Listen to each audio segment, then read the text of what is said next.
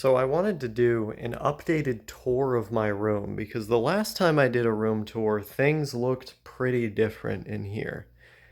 And so I'm going to start on this side of the room where it really begins because you've got the door over here and then you've got this stuff, which I'll get to in the next segment, but then you've got this right here.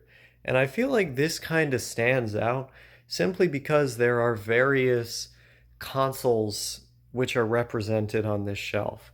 We've got my Xbox 360 stuff, one of my favorite consoles of all time, had an incredibly diverse library of Japanese games, Western games, European games, games from AA developers, lots of couch co op stuff. And so, I love the shmups. I love the running around blowing things up games. So you've got a bunch of those represented here. Um, and you've got them represented even in the Western library, such as with the first Death Smiles game. I actually have the sequel here as well. But you've also got my favorite game of all time, Spec Ops The Line, on this console.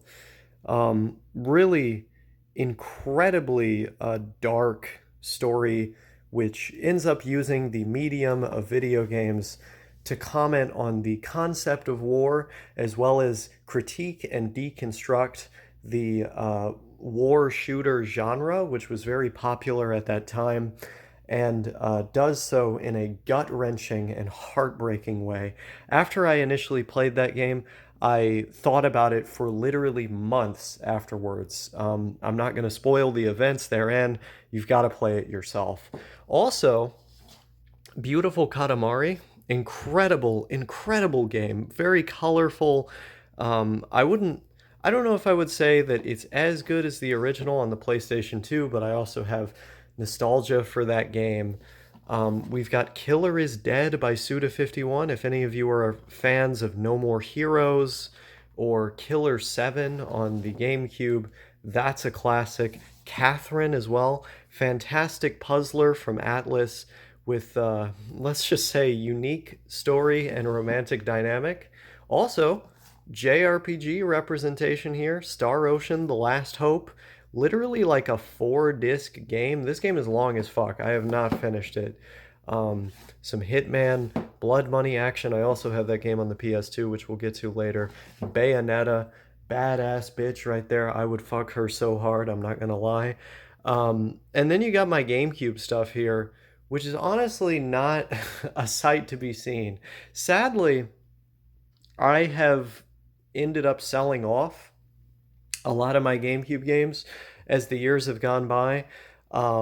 We've got some classics here. We've got Resident Evil 4, Luigi's Mansion, Paper Mario. But my GameCube collection has seen better days. I used to have, Wario World and a lot of other classics on there. They got sold as time went on. And then we get to my Wii stuff, which is, respectable, but not huge.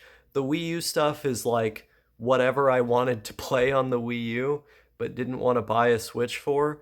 Tokyo Mirage Sessions FE is a pretty cool game. You've got the Fire Emblem characters and the Persona characters dancing around and shit. It was kind of cool. I never actually finished Breath of the Wild, oddly enough.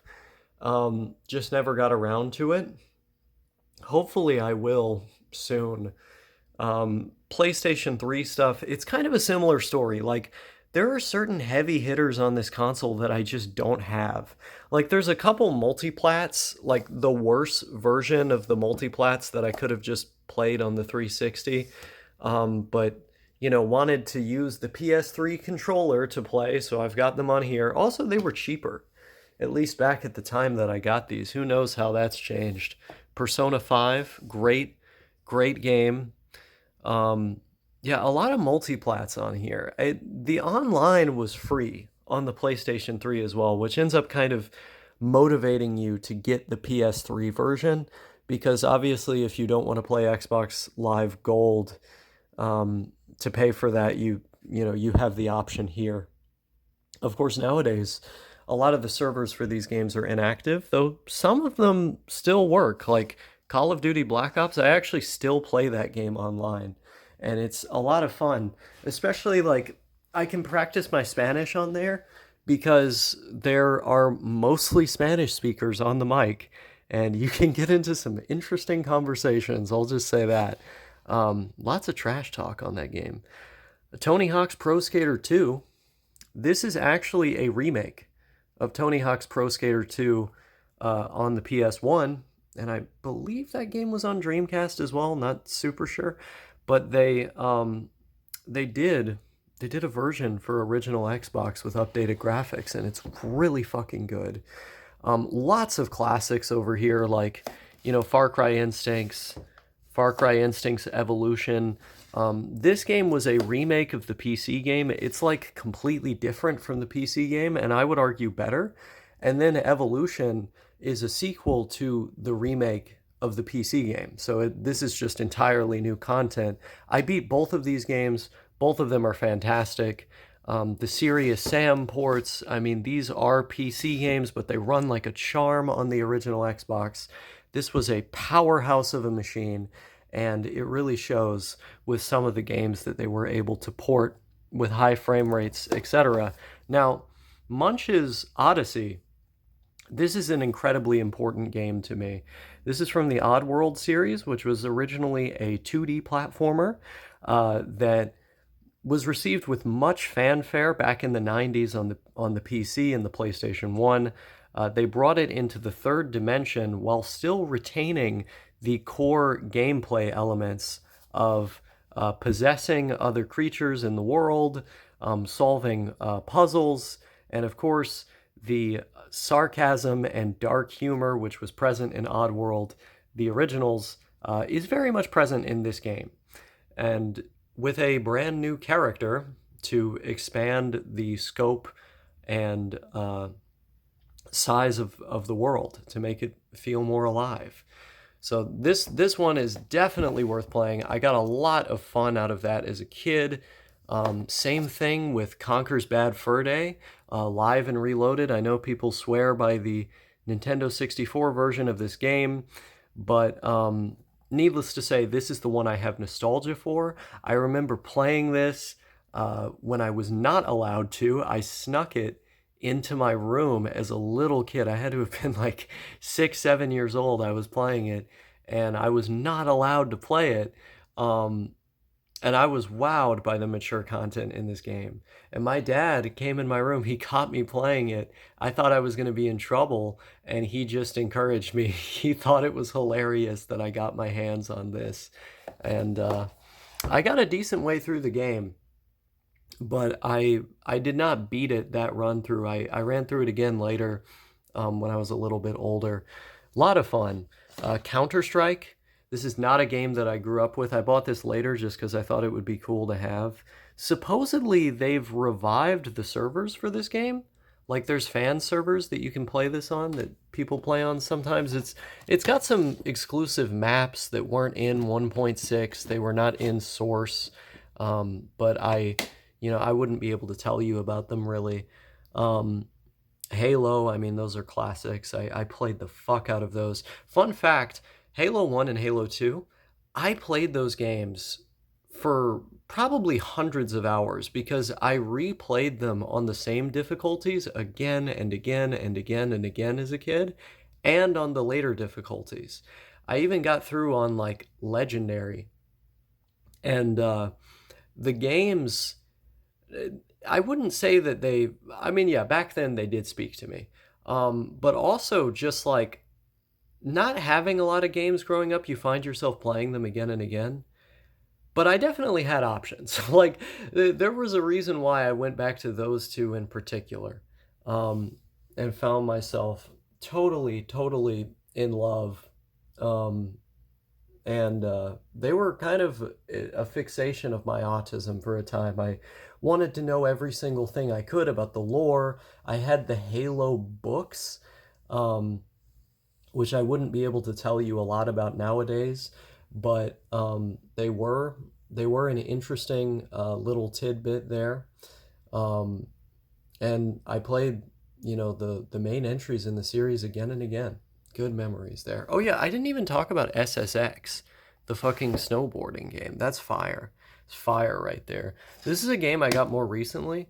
Blinks the Time Sweeper. I haven't actually played it yet, but it's got a cute character. Panzer Dragoon Orta, classic. Really loved playing that as a kid. Which actually gives us a good segue to my Sega Saturn stuff, at least my US Sega Saturn stuff.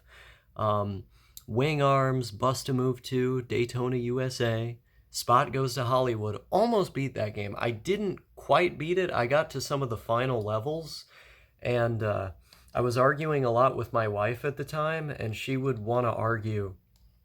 I guess I say my ex-wife now, but she would want to argue while I was playing the game. And so, like, I ended up getting frustrated as I was playing because I couldn't focus on the two things at once. And then after that, I just never ended up getting to the end of the game, sadly. But I came really close. Hopefully, I'll revisit it soon because it's really, really fun. It's just, it just requires a bit of work to actually finish. And this brings us to our next. Why does it have so much? Man, I gotta clean the screen. It's got dust on it. My fucking PSP, this has served me so well. This has been so useful for me. When I've been out and about and on trips and stuff, I've got a TurboGrafx emulator on here, a Sega Genesis emulator, NES, Game Boy, Game Boy Advance. This has been a lot of fun. You got the whole fucking smorgasbord of games here. My desktop PC, which would otherwise be pretty good, it could run all sorts of games. It's off because it's broken. And then you've got this little 9-inch CRT over here, this Philips, which has quite a nice picture. It works quite well. And the Japanese Xbox 360, so that I can play my imported games. Oh, I didn't give a shout out to this little guy over here. Yeah, this actually came with the Japanese 360, a copy of Ace Combat 6.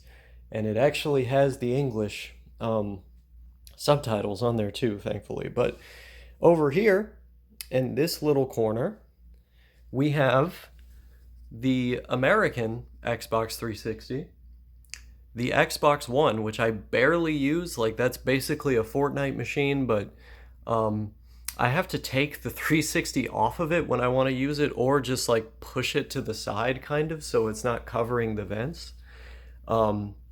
Decent machine, but kind of forgettable in the end because it didn't have exclusives. It's like kind of a thing you just use if you don't have enough hard drive space on the PS4, which then brings us to the Wii U. Tons of exclusives on this console. Not a great console, but I would say, like, in some ways it's kind of better than the Wii, because with the Wii, you had that motion control nonsense that really fucked up a lot of games. I'm not the biggest hater of motion controls, but I'm also no fan. Um, but also, the standard definition games on that console that were good can be upscaled by the Wii U. So why would you not just have a Wii U? With this console, you can take your entire Wii library and make it look better on an HD screen like this one, which I'll get to here in a moment. And also, like, there's no downsides. So that's a classic console right there. Make sure you get the white one. Don't get the black one, because the black one is prone to overheating and stuff. Also, the PS4 right here, juggernaut of a system. Lots and lots of exclusive stuff that you can't get on PC, can't get on either of these two consoles. Lots of Japanese games as well. Thankfully, it is region free, so I can play my games from all over the world, which I'll get to when I get to that corner over there. I've got a PlayStation 2 here, which I've said many times is my favorite console of all time. And I've got it hooked up to the RetroTink 5X Pro via component cables. Now, component cables, they produce an HD signal, although the vast majority of PlayStation 2 games only support 480i. So they just produce a cleaner version of the 480i signal most of the time. Although with games that produce 480p progressive scan, having the component cables plugged up to this box is really useful because it will in real time redraw all of the lines on the screen and output the content to HD. So I'll output it to 720p on this CRT television, and the games will no doubt look the best that they've ever looked. They will look incredible. And the reason for that is because these games were designed to be viewed on CRTs with component cables. Like, that is the natural state for them to be in. But this television, the Wega, also is HD. And so you simultaneously get the true blacks, the perception of depth, which is present on CRT televisions, the very low latency, and high refresh rates, all of these things that you get with a CRT, but you also get the HD output.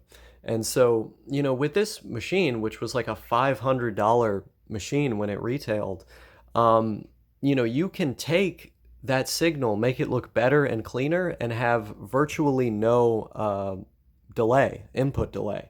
And so it's gotten a lot of use out of me for that, and it's made the games look crisp and beautiful on my TV set. But that brings me actually to this TV set. This TV that I watch YouTube videos on, that I play my modern games on, obviously, that I play, some of the older stuff on too, with the PS2 and the PS1. By the way, RetroTink with the PS1, wow, beautiful, unparalleled, incredible. You get Omega Boost on there. Oh my God, it's amazing. But yeah, this TV has served me super well. It's big, it's beautiful, the colors are great. I love it. But actually, I want to touch on the 360 again just for a moment here, because out of all the consoles that I have, I think the 360 looks the best on here. Like, I've played the 360 on the more modern sets. I'm talking the 4K sets, etc.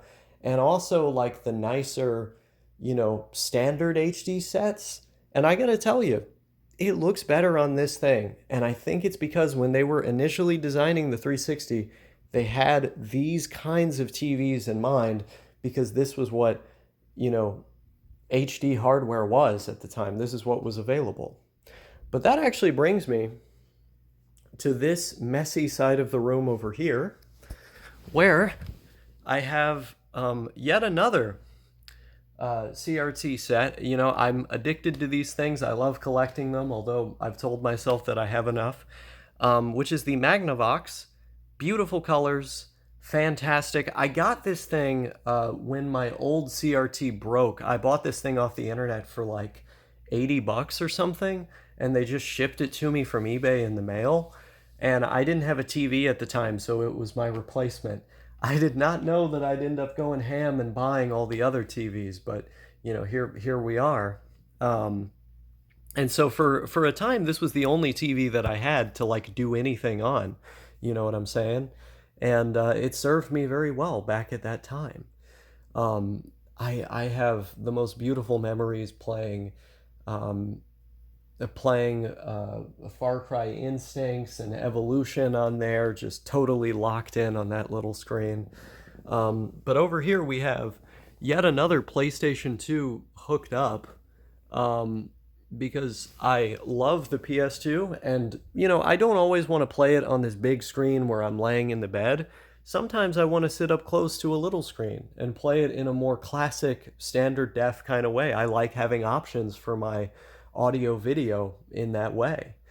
Sometimes I also want to use the headphone jack on this thing, which is a very, very useful thing to have on a TV. Does this one have a headphone jack? No, I'm pretty sure it doesn't. Yeah. So, if I want to keep things more quiet in here, I end up using that. Also have the GameCube here, which is one of the first consoles I ever had. I grew up with the GameCube, the OG Xbox, and the Dreamcast primarily. I had the PS2 as well, but it got sold pretty early in my childhood, sadly, to buy the brand new 360 at the time, back in 2005. Um, and then we've got, or was it 2006 that we sold the PS2 for the 360? I don't remember, something like that. And then we've got the fucking Super Nintendo here with Donkey Kong Country on the inside. Classic game, classic console, very cool, very fun. But over here, my friends, we have the holy grail of this room. My biggest collection to date, the biggest collection that I have ever had, my PlayStation 2 games. Um, Starting from the top here, I don't have these in alphabetical order. Unfortunately, I have them mostly organized by series. So, like, all of the Jak and Daxter games together. And I have all of them, by the way. Shin Megami Tensei, Persona, Mr. Mosquito, Klonoa, Run Like Hell, kind of a fun tank control horror game. All the SOCOM games. I love the SOCOM series. Very fun online as well. You can go on the private servers for those games. They're popping off. Yakuza, I still need to get the second entry in the series. Half-Life Soldier of Fortune, pretty decent ports from the PC for these games. You can actually plug a mouse and keyboard into the PlayStation 2 via the USB ports. So if you want to play with mouse and keyboard, you have the option.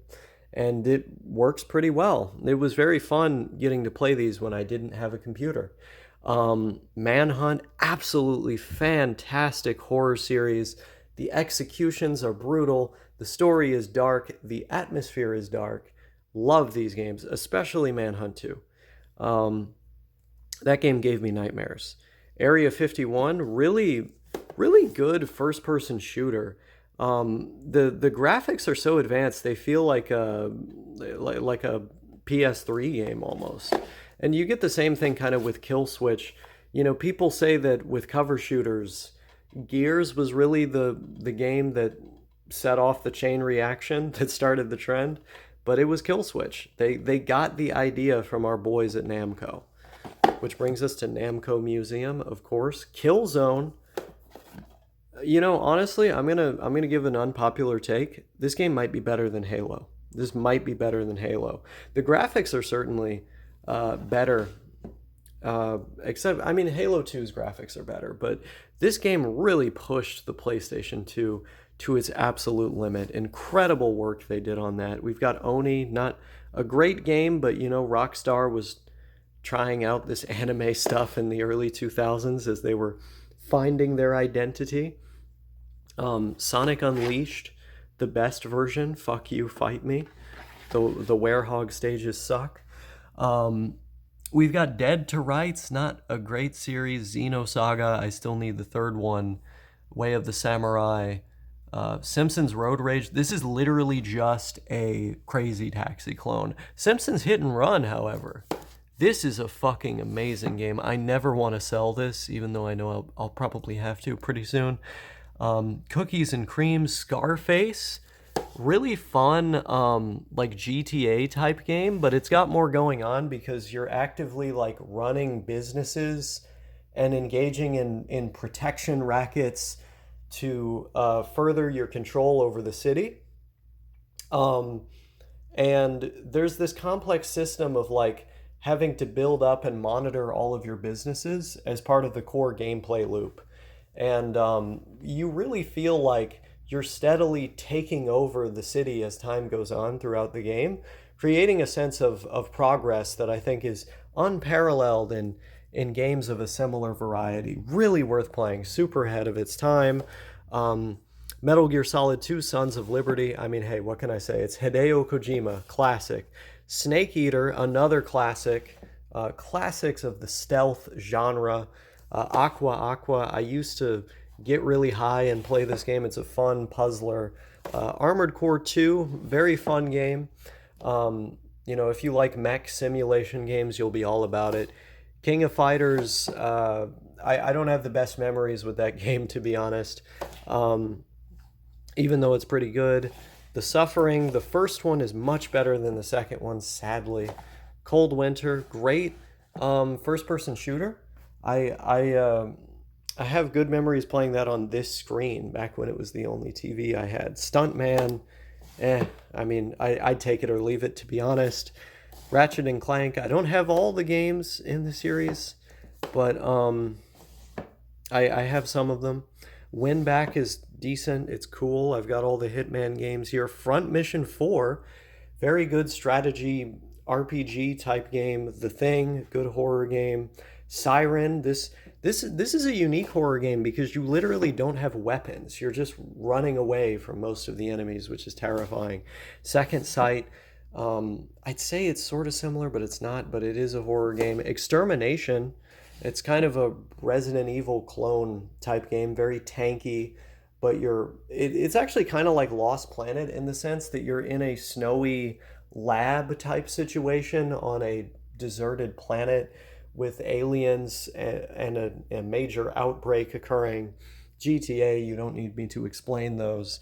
Um, Conflict Desert Storm, Conflict Vietnam. I mean, all of these games, right? It's kind of the same thing, but in separate situations. I enjoyed all of them. The problem, though, is I feel like they're just a worse version of SOCOM. So you'll have fun playing them if you like SOCOM, but you'll also feel like they're not quite as good. Project Snowblind, fantastic first person shooter. Um, Aqua Teen Hunger Force Zombie Ninja Pro Am. This is literally a golf game. I mean, it's fine. There's nothing wrong with it, but it's kind of forgettable. God of War, obviously. Delta Force Black Hawk Down. This is like a decent first person shooter. It's nothing to write home about. Same. Red Faction is pretty good, all things considered. Kind of a classic of the PC. Gungrave. Um, very stylized, like uh, cell shaded shooter from Sega. Good game.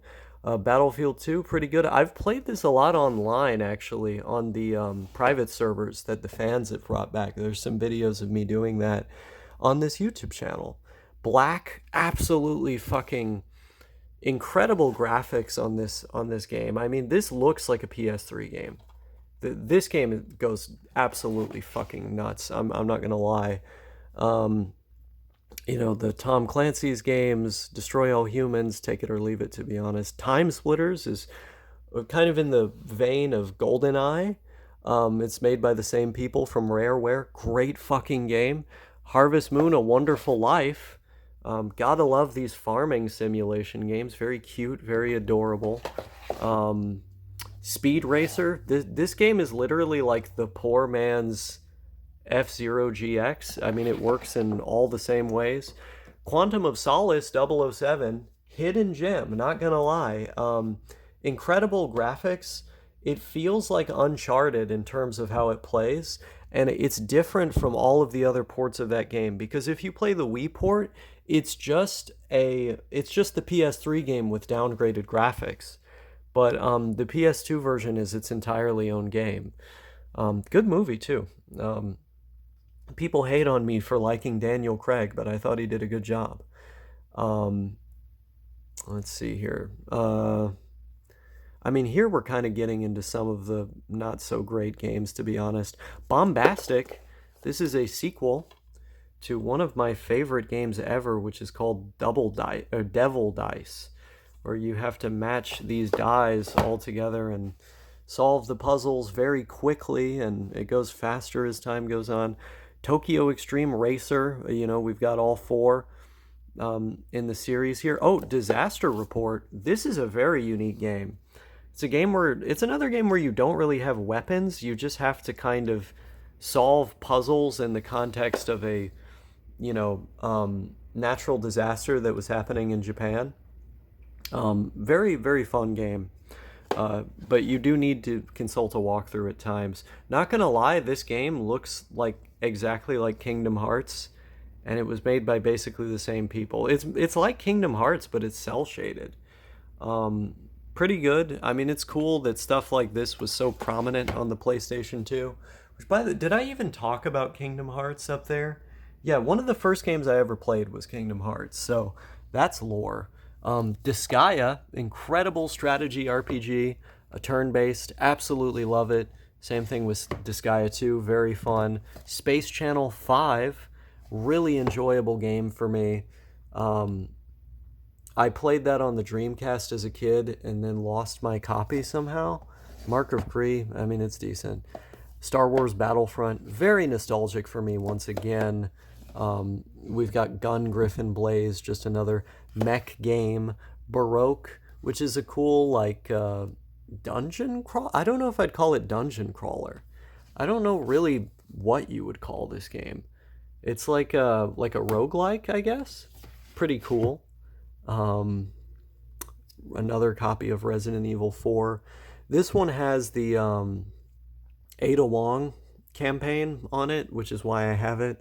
Also, just because I love this game so much, I wanted to play it again. Death by Degrees.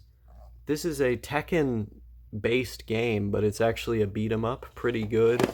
Also, Quake 3 Revolution. It's different than all the other versions of Quake 3. They made it specifically for the PlayStation 2. Sonic X Shadow Generation, Stray. Oh, wait, I didn't even mention Fugitive Hunter War on Terror. There's a scene in that game where you literally fight Bin Laden, like Street Fighter style, which is hilarious. Elden Ring, Fires of Rubicon, Shin Megami Tensei Vengeance. This is a game from, I think I got this one from Indonesia. Metaphor ReFantazio from Hong Kong. Unicorn Overlord, Abzu, Subnautica. I mean, we've got some heavy hitters here, big time heavy. There's Sonic Colors Ultimate, the remaster of Sonic Colors, really good game. And then down here we've got Sandland, which is a fun RPG that I'm housing with my the rest of my Super Nintendo games. Yoshi's Island, Kirby's Dream Course, Super Mario World. Yeah, Kirby's Avalanche, pretty fun, enjoyable little thing. We've got some of my other miscellaneous stuff here, like you got Devil Dice, some of my Japanese Saturn stuff, like here we've got Macross Do You Remember Love, and then here we've got Fighting Viper, but not a lot to be said if you're, like, I don't even have a Nintendo Switch, but I have this. Like, I don't know. By the way, in our image, America's Empire in the Philippines is the book that's holding this up because I read it and I was like, I'm probably not going to read this again. But that's this corner of the room. Sadly, I don't even have my ColecoVision and my Sega Genesis hooked up, so I can't really show you my ColecoVision and Genesis games. But what I can show you is this part over here. I actually use the Japanese Xbox's case as like a little, table here for me. Oh no, I don't want you to see my lube. By the way, when you're masturbating, at least for me, silicone lube is way better than water-based lube. Obviously, when you're fucking, you're gonna want to use water-based, but that's just wisdom from Osaka syndrome. But over here, we have simultaneously my Dreamcast games, as well as the rest of my PlayStation 1 games, and one stray Sega Saturn game. So from the top here, we'll talk about this Memrex TV. Not a great machine, to be honest with you. The colors aren't great, the image is not great. These things were like the cheap Chinese TVs that people would get if they were on a budget back in the day. So, I got this for basically nothing, and that's how it should be, right? But here we have the Sega Saturn, which is a Japanese Saturn. I have an action replay loaded with pseudo Saturn Kai sticking out the top of it, which allows for me to region unlock the console so I can play games from America, Europe, etc. on this Japanese machine. It also allows for me to play burned games. Here I have the Sega Dreamcast, which is the first console I ever played, one of my favorite consoles of all time, hugely diverse library of experimental games, which I'll get to over here in a moment.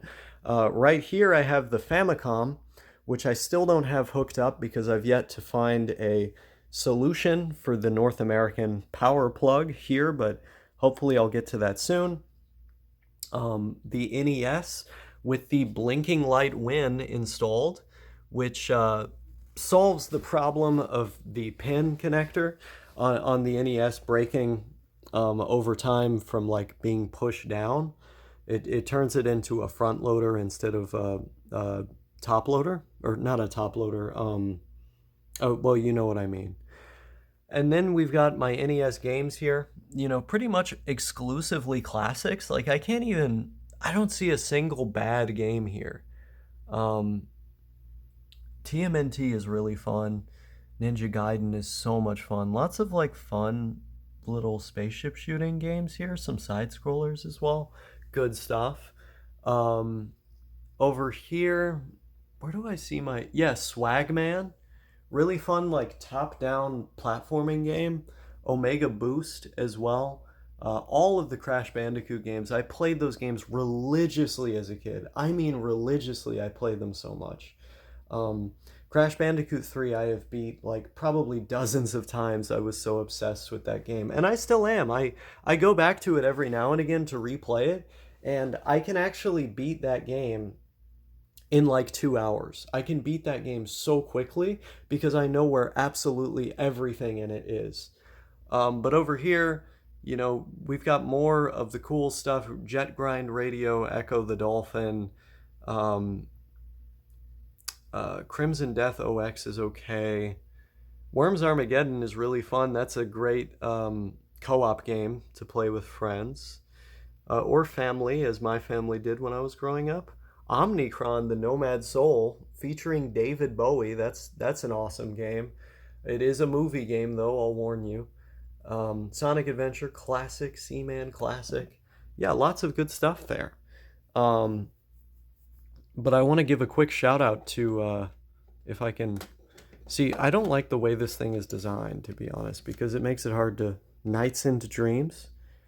People like to hate on this game um, for not being more like Sonic, or for not having a more unique story, but I quite like it. I think it's good. And I think that's everything in my room. I mean, the one other thing I could show you is like this little cubby here, which has a bunch of miscellaneous cords and stuff, but you guys don't need to see that. I've got my ThinkPad, my trusty ThinkPad T400 right here, which is a good machine. Um, and yeah, got my fucking baritone ukulele over there. It says, this machine kills fascists, which is true. The power of song is the best form of resistance against authoritarianism and oppression, because it speaks to the soul and it's nonviolent and converts people to a better way. But I think that's about everything. I've got my fucking webcam on the floor here because I don't use it very much, but that is like what I record a lot of these videos with. I just put the webcam on top of this computer, plug my mic in, and then go. So I have it really close to me because of that. But yeah, I got my lights in here. If you're wondering about my lights, I got them hanging from off the top. Over there, I've got like a little machine to make it to where I can plug Ethernet in to lots of different things. It's like an Ethernet splitter. And yeah, I think that would be everything. I got my caffeine pills there that I take as soon as I wake up so that I can lock in on studying Spanish, which I'm going to go do right now that this video is done. I hope you all have a good rest of your day, and I'll see you all later.